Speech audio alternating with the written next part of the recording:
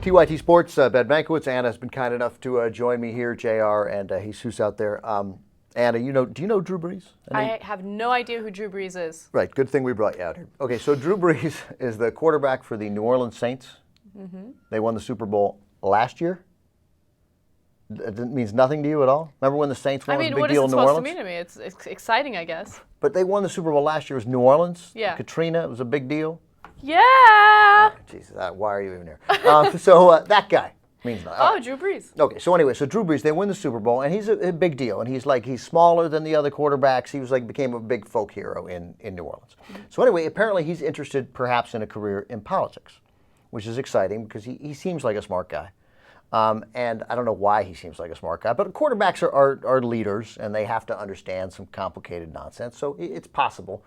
Athletes in general, you're dubious whenever they go into politics, but he says he might be. And instantly, the question I always have is, well, they all have so much money. They're almost always Republicans, but you hope. Right. So what party would Drew Brees be in? It's New Orleans, and he was very active in the Reconstruction, so you hope, right? They'd be on the right side. So here's what Drew Brees had to say about getting into politics, and I'll paraphrase it a little bit, but he says, look, in these very serious, tough economic times, Drew Brees says, the politics fascinates him. He finds it interesting. You look at the issues. He talks in sort of nonsense. You look at the issues. It fascinates me. You hate to see both parties going at each other, he says.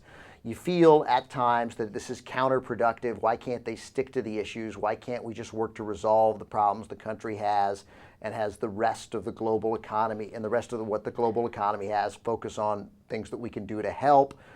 And everybody who wants to get into politics thinks they can make a difference. And I'd like to maybe at some point, and I'll wait a while. So I'd consider, he says, I'm not going to close any doors. Hopefully down the road, I might be able to help. Okay?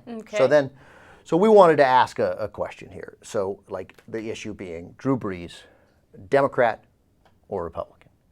So here's the deal. So you look over it and you have a couple of choices. First of all, last year, President Obama appointed him to the President's Council on Fitness. Interesting. And Health. So like Democrat. Booyah. Right?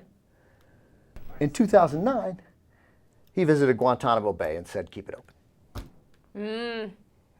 What part about Obama appointing him to that position made you think he was a Democrat? That's also a fair point. So that's right. So he goes to Guantanamo Bay, says keep it open, and he was appointed by President Obama. So two issues that makes him a Republican. All right. So we've lost Drew Brees.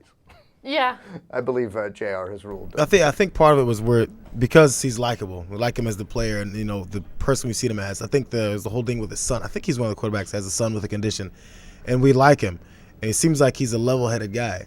So we're thinking, he must be a Democrat. Come on, dude. But sometimes these things happen.